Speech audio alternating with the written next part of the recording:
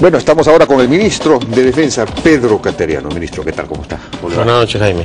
Bueno, ¿o ha habido algunas críticas a que se haya ido usted a Punta del Este, ha sido, o a Asunción, no, a Uruguay, así, no sé si a Uruguay, esto sí, en Uruguay. Punta del Este. Punta del Este, sí. Efectivamente, en medio de esta crisis generada por el ataque a los helicópteros. Bueno, la reunión por lo menos habrá sido importante, habrá usted sacado algo de ahí, una reunión de ministros de defensa, entiendo, ¿no? Sí, era una reunión de ministros de defensa de toda América, con una asistencia casi total, por no decir total. La razón de la asistencia era para asumir la presidencia de los ministros de toda América, que ha recaído en el Perú.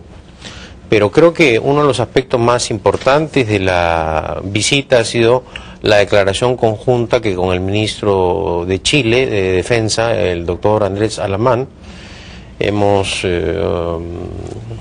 señalado que ambos países, de acuerdo a lo dispuesto por los presidentes Piñera y Humala, vamos a respetar el fallo que dicte la Corte Internacional de la Haya en el caso del diferendo marítimo que tenemos con Chile.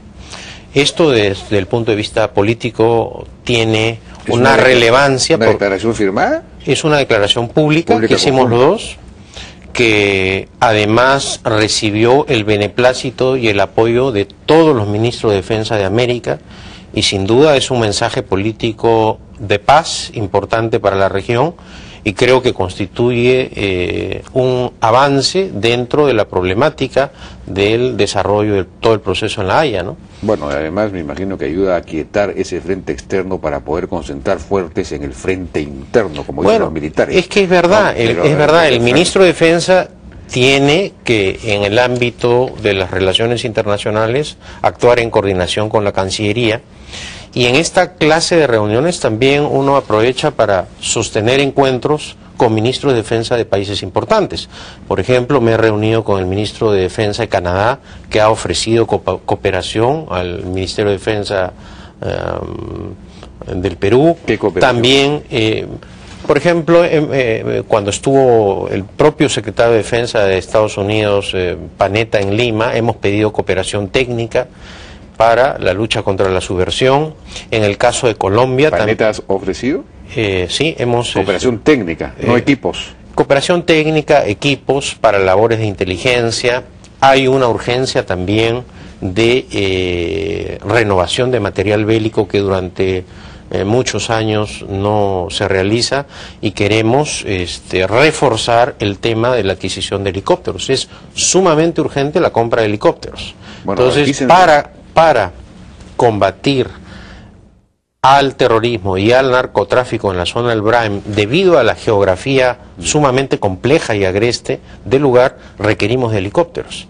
Y ese es uno de los aspectos a los cuales también me he dedicado a los 2 meses y días que llevo como ministro de Defensa. Entonces, el gobierno ha tomado la decisión política firme de enfrentar el problema de la lucha contra el terrorismo y el narcotráfico. Y en ese sentido no va a escatimar esfuerzos de ninguna clase, y va a asignar los recursos económicos respectivos para garantizar que nuestras tropas estén bien equipadas. Ya hemos convocado a un concurso para renovar las bases militares que en muchos lugares se encontraban en malas condiciones, para ubicar bases militares en lugares donde estaban absolutamente abandonadas. Por ejemplo, la Convención no tenía bases militares. Sí, pues.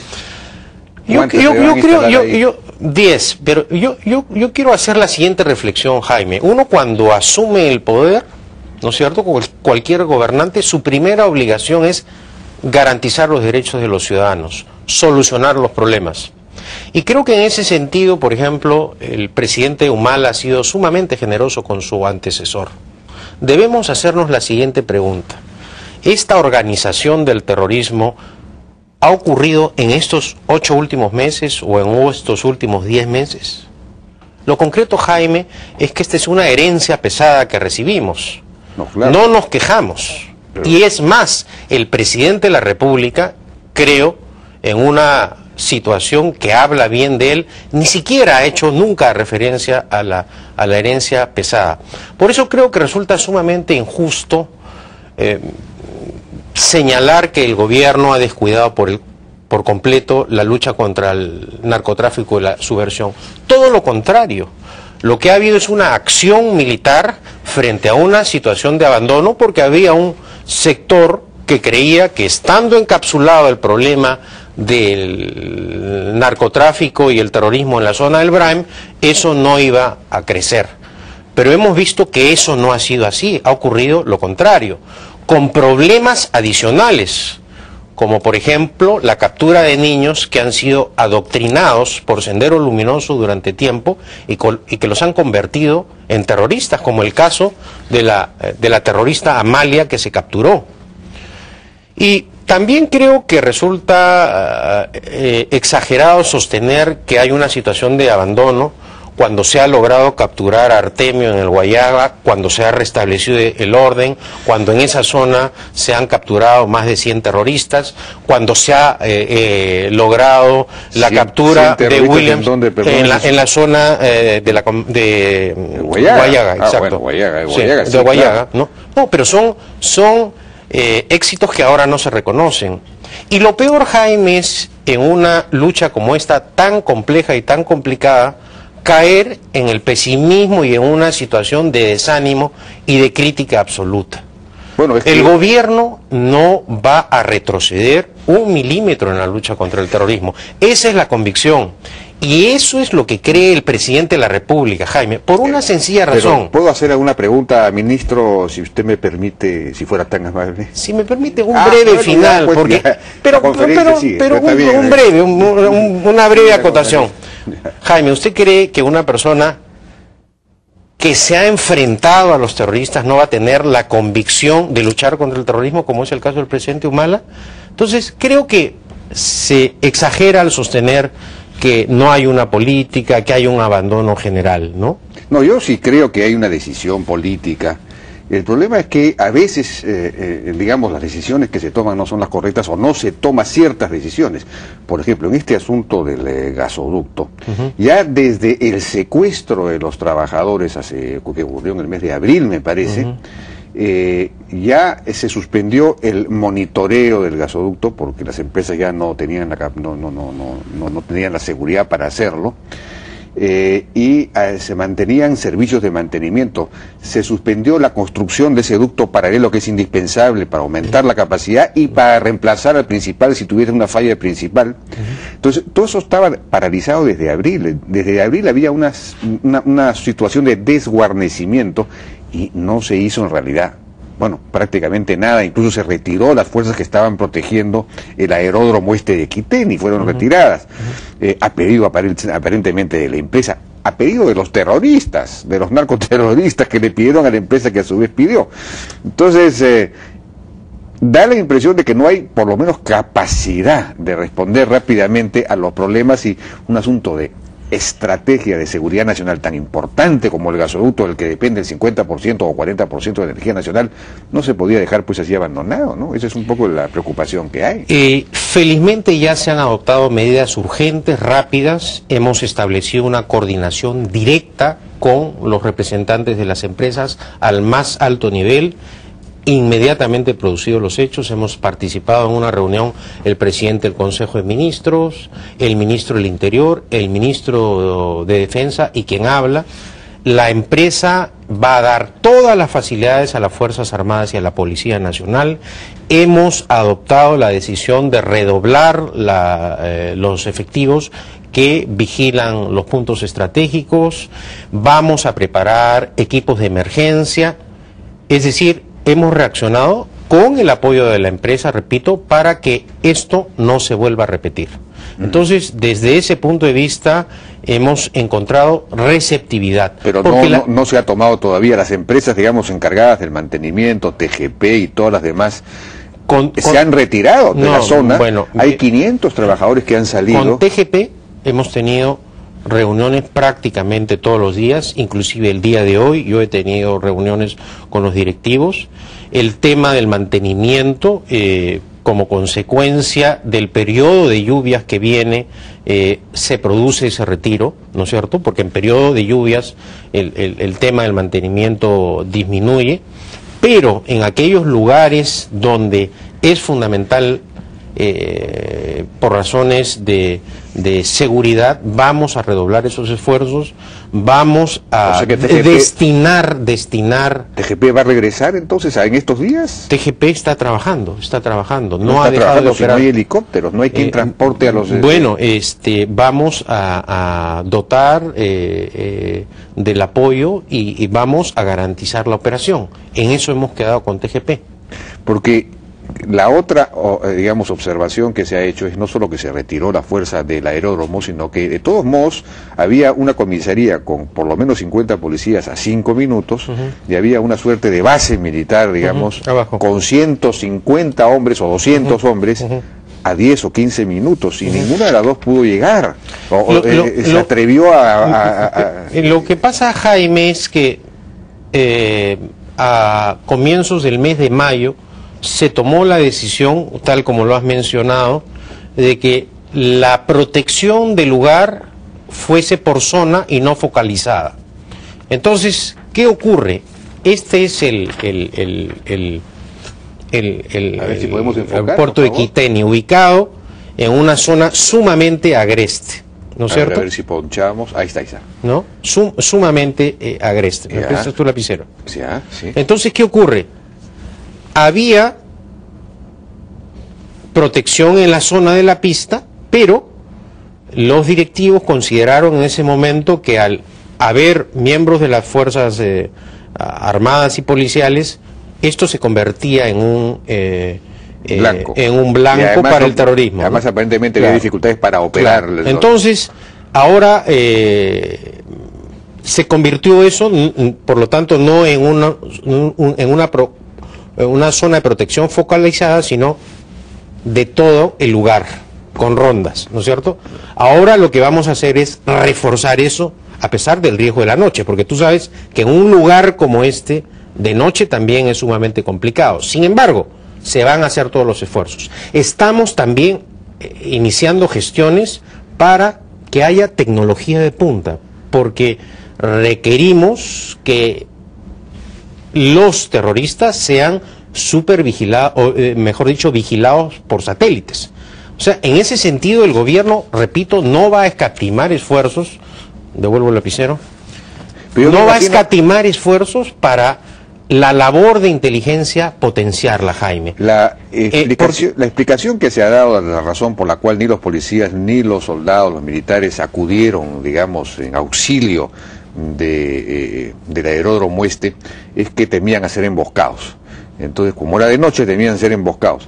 Ahora, me imagino que habrá tecnología para poder, visores nocturnos o sistemas...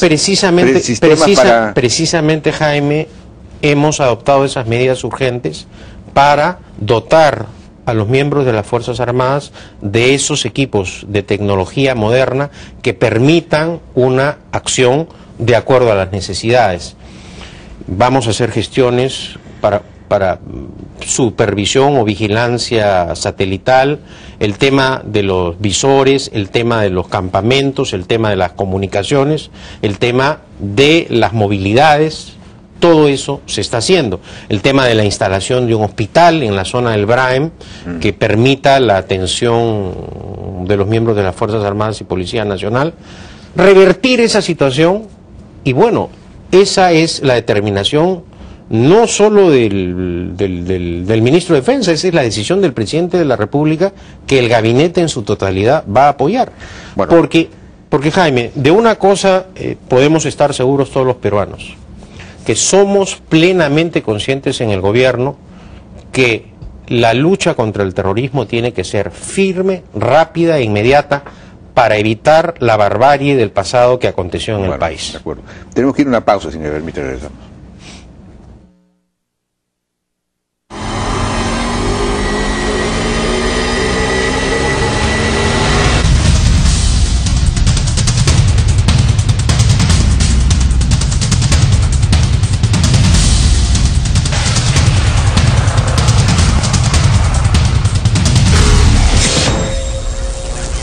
que no pasa nada con el cole.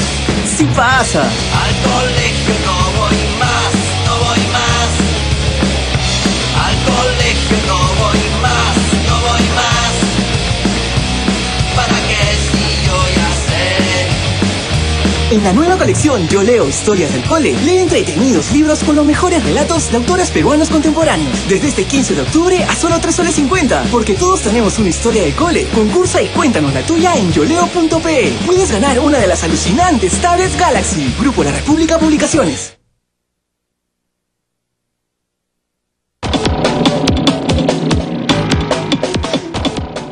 Seguimos conversando con el ministro de Defensa.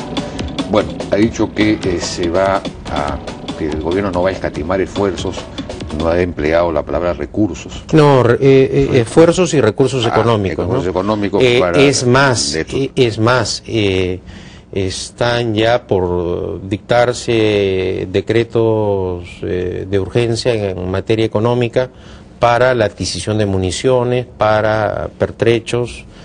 Todo eso está en marcha, y ya también hemos convocado al concurso para la construcción de bases militares, ¿no es cierto? Bases que permitirán condiciones de vida dignas para nuestros soldados que nos defienden, ¿no? De acuerdo, porque además los soldados no solo tienen incluso hasta problemas de alimentación, problemas de logística, hay problemas muy serios, están abandonados. Jaime, cualquier compra que hace el sector defensa o hace el sector interior es impugnada. Existe pues la cultura de la impugnación, la sospecha de la corrupción. Entonces resulta, por ejemplo, que hace algunos meses se compraron racionamientos, bastó una denuncia en un medio de comunicación para que se paralizara la distribución de los racionamientos. La Contraloría General de la República ha efectuado los exámenes técnicos y esos racionamientos se encontraban en buen estado. Sin embargo, eso retrasa el suministro. Si estamos en guerras, ¿cómo se no se puede retrasar por una denuncia? Estamos en guerra. Pero actúa de esa manera. Es más, la emergencia está comprobada. Sin embargo, hay que preparar expedientes técnicos, hay que responder. Bueno, la democracia también tiene sus costos. Uno de sus costos es la fiscalización. Pero en situaciones de emergencia como estas hay que adoptar decisiones. Sí, así es. El ministro de Defensa va a adoptar decisiones. Está adoptando... Bueno, el ministro de Defensa de hecho ya se cortó el pelo al estilo militar. O sea que... Pero a ti también te hace falta un corte de pelo porque está demasiado pelucón. Te invito al cuartel donde me he cortado el pelo. Ya me quiere cortar el pelo también. No, es una invitación, no es que yo te quiera cortar el pelo. En todo caso yo te raparía, no te cortaría el pelo. Bueno, como en Lurigancho. No, pues, porque ya eso sería someterte a una prisión sin motivo. Bueno, pero tomar en serio este asunto supone comprar, por lo menos alguna vez, me parece que fue el general Guibovich, o ya no recuerdo quién exactamente, por lo menos 50 helicópteros. En el programa inicial, que es a mediano plazo, porque también, Jaime, una cosa que hay que decir con absoluta franqueza es que comprar helicópteros no es como comprarte el carísimo saco que utilizas tú, que vas a la tienda más exclusiva de Lima y te lo compras, te lo pruebas. Este es muy barato. Está carísimo. Está en realización. Carísimo, con lo que ganas es carísimo. Está en realización. Ahora ¿me dejas responder ahora o no? Bueno. Entonces, no es como comprar un saco. Comprar un helicóptero implica una programación, implica una fabricación. Entonces es todo un proceso largo el que hay. Por mayor razón para comenzar cuanto antes. Así es. Por esa razón también se han hecho contactos para ver el tema relacionado a la compra de 20 helicópteros que son sumamente necesarios para las Fuerzas Armadas. La idea inicial es esa, ¿no? Pero ¿con 20 va a bastar? Fíjese, inicialmente, solamente en la zona del BRAE, de la convención van a necesitar... Inicialmente, porque también hay un programa de reparaciones de helicópteros que se ha impulsado en este año de gestión. A la fecha no se ve eso, no se ven esos resultados, pero ha habido un programa también de reparación. Acaban de llegar unos helicópteros que también van a participar. Pero en total, ¿cuántos habrá operativos para esta zona? ¿De 6, 7? ¿Cuántos hay? Por razones de reserva, preferiría no mencionar la cantidad de helicópteros que tenemos. Bueno, 20, pero lo que sí puedo decir es que no son suficientes. Es un punto de partida 20. Yo diría que necesitaríamos por lo menos 50, pero 20 ¿Cuándo estarían estos listos? ¿Hay que mandarlos a fabricar recién? No puede ser. Hay que mandarlos a fabricar. En todo caso, hay un grupo que por situación de emergencia también se piensa ver el mecanismo para que puedan ser utilizados. Estamos en conversaciones con los Estados Unidos eso también. Quería preguntar, porque ellos deben tener helicópteros de segunda mano que seguramente están dando de baja, pero que para el Perú son de primera. Hemos conversado con el secretario de Defensa Panetta para ver la posibilidad de que algunos de los helicópteros que se utilizan en el Perú para el combate con el narcotráfico puedan ser empleados.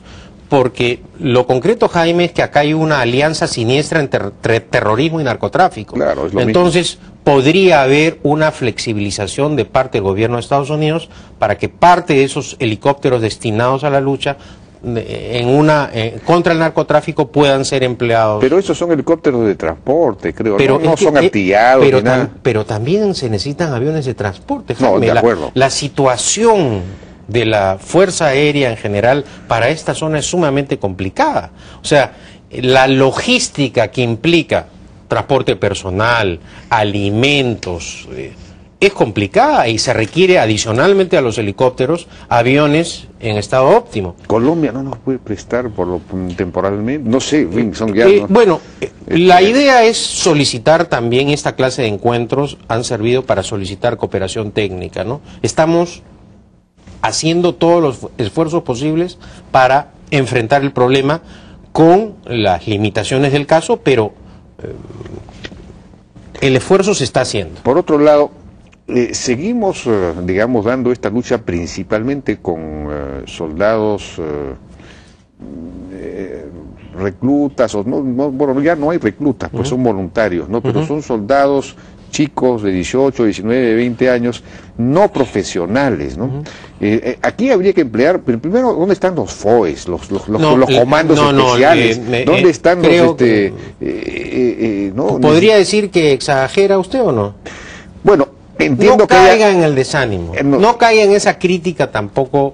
Las Fuerzas Armadas cumplen un papel importante, la Marina tiene efectivos muy preparados, que están realizando una labor muy importante en la zona del Braem. El Ejército también está mejorando el tema del envío de oficiales preparados. Hay un esfuerzo también para que los voluntarios que se presentan reciban un entrenamiento importante, mejor dicho, un entrenamiento profesional y militar antes de enviarlos a la zona. A lo que voy es que esta ¿no? lucha tiene que pelearse con soldados profesionales, con comandos especializados, personas que puedan estar en la selva. Duda. Pero eso requiere también, se dio una ley hace un par de años para profesionalizar a los soldados, tener fuerzas profesionales, pero eso no se ha aplicado por falta de fondos, porque no fue priorizado, en fin, porque el Ministerio de Economía no dio la plata, no sé por qué razón. Por múltiples razones, entonces, y esperamos que eso cambie, ¿no? Ajá, o sea que ya se asignarían los recursos también para eso. También para eso. Y el gobierno, a su vez, ha recibido delegación de facultades legislativas que esperamos prontamente terminar y hacer en ese aspecto del servicio voluntario, ¿no es cierto?, un esfuerzo económico para motivar que muchachos presten el servicio militar de manera voluntaria, ofreciéndoles a cambio una tecnificación, un oficio claro, pero esos profesional. Son, en cierto sentido, novatos. Necesitamos fuerzas profesionales. Pero en eso se está trabajando, Jaime. Bueno, la Comisión de Defensa del Congreso ha aprobado hoy día, me parece, un dictamen que permite la participación de las Fuerzas Armadas en la lucha contra el narcotráfico, en la idea de que aquí hay que combatir el narcotráfico, porque por otro lado el país realmente no está combatiendo el narcotráfico, salvo las acciones de erradicación que tienen una cierta presencia. Las incautaciones de insumos químicos son 2-3% del flujo que hay. La incautación de cocaína no pasan del 5%, cuando en Colombia pues son el 30-40%. Es decir, no estamos peleando, no le hemos declarado realmente la guerra al narcotráfico. Y entonces estos grupos están alimentados por son unas mini FARC, ¿no? Este grupo que está ahí. Entonces me imagino que pensando en eso han aprobado este dictamen para que las Fuerzas Armadas también se sumen a la lucha contra el narcotráfico, porque el narcotráfico circula por ahí, pero como yo soy soldado no puedo detener a este narco. Entonces veo la carga pero no, tengo que dejar pasar. No, es un poco absurdo, pero ¿cuál es su opinión sobre esa tesis? Es un tema muy delicado, complejo, ¿no es cierto?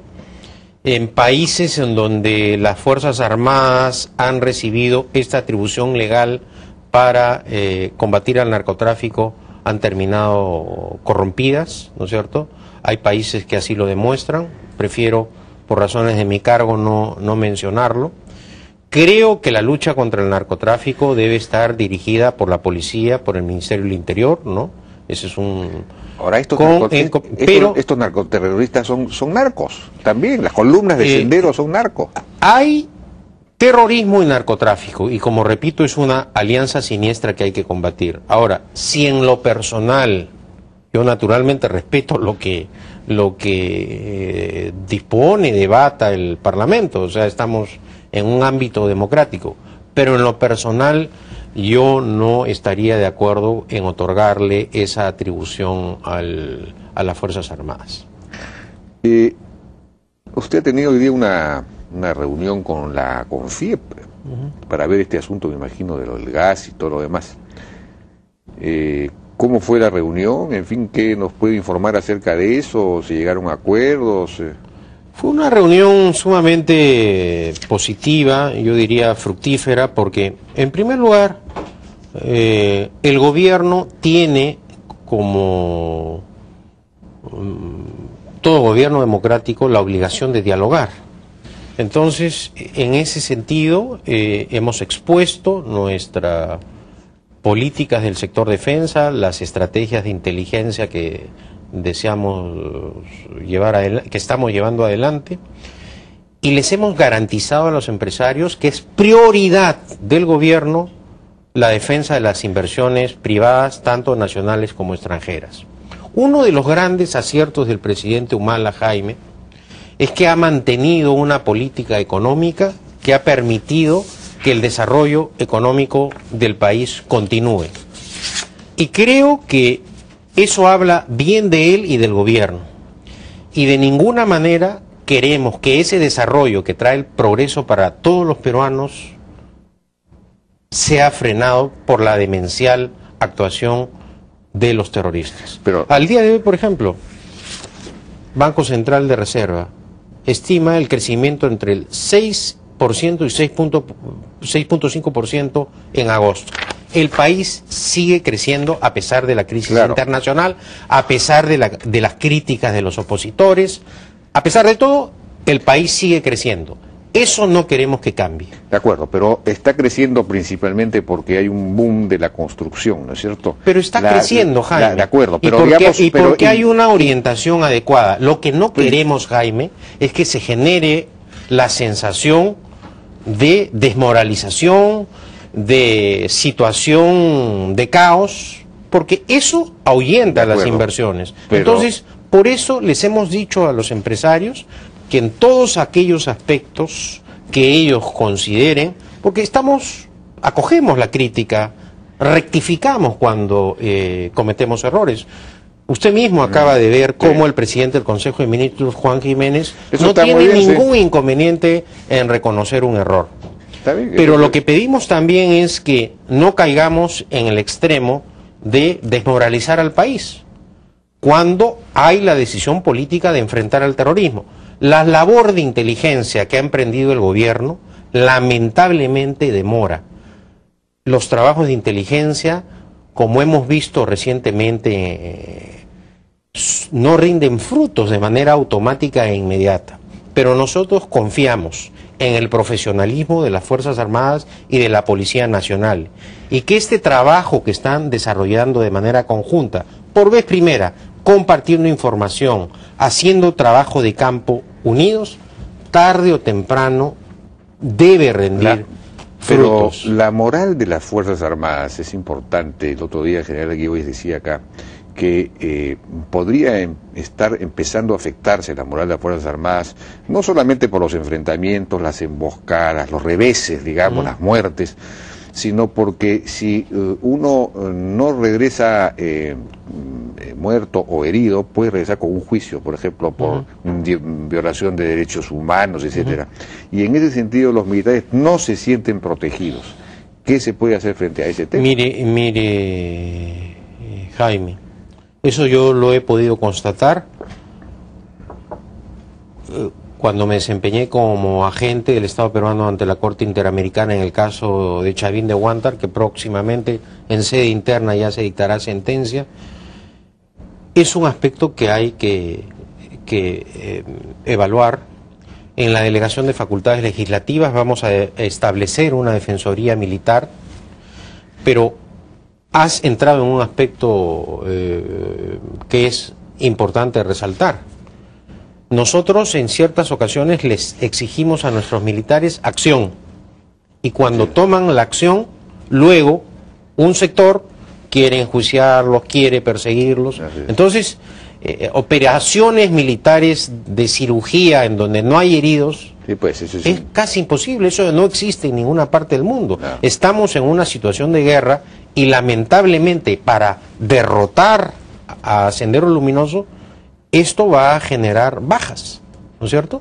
De acuerdo. Inclusive mediante la utilización de bombas inteligentes como ocurre en Colombia o en otros países, ¿no es cierto? Así es, efectivamente. Confiamos que la justicia, en el caso de Chavín de Huántar, actúe y siente un precedente que permita revertir esa situación, ¿no? Porque sí creemos que en muchos casos los militares han sido, así como hay casos de evidente violación de derechos humanos, también hay casos en los cuales han sido enjuiciados injustamente, ¿no? Bueno, y un aspecto que es importante resaltar, Jaime, es que creemos que con el aumento de sueldos que se va a aplicar a partir del mes de diciembre de este año, algo largamente postergado, aumento que se realizará mediante el dictado de un decreto legislativo, podremos empezar el proceso de nivelación de sueldos para que los oficiales de las Fuerzas Armadas y de la Policía Nacional reciban remuneraciones dignas y no en la situación que se encuentran y que vienen percibiendo por debajo del estándar latinoamericano. Este es un proceso a 5 años. Es gradual, es un proceso gradual, pero ya la determinación política está adoptada y el aumento viene a partir de diciembre de este año. Correcto. Bien, ministro, ¿no hay decretos legislativos que se vienen pronto sobre todos estos temas? Tenemos el plazo de 90 días, ¿no es cierto? Vendrán sobre el tema de aumentos, viene sobre el tema también del servicio militar, organización, una nueva ley orgánica del Ministerio de Defensa. Todo eso se está trabajando con equipos en coordinación con los institutos armados. Bueno, y el tema del, ya para terminar, el tema de la lucha contra el narcotráfico como tal, claro, escapa un poco al ámbito suyo, pero, sí, eso es más, pero es lo mismo. Está más vinculado al sector del Ministerio del Interior, ¿no? Pero es el mismo fenómeno. En realidad debería haber un comando único nacional que mire todo y combata todo esto junto, porque es el mismo fenómeno, está muy íntimamente articulado, ¿no? Entonces, ahí, por ejemplo, el famoso sistema que pasó a la SUNAT para controlar insumos químicos, para hacer el seguimiento.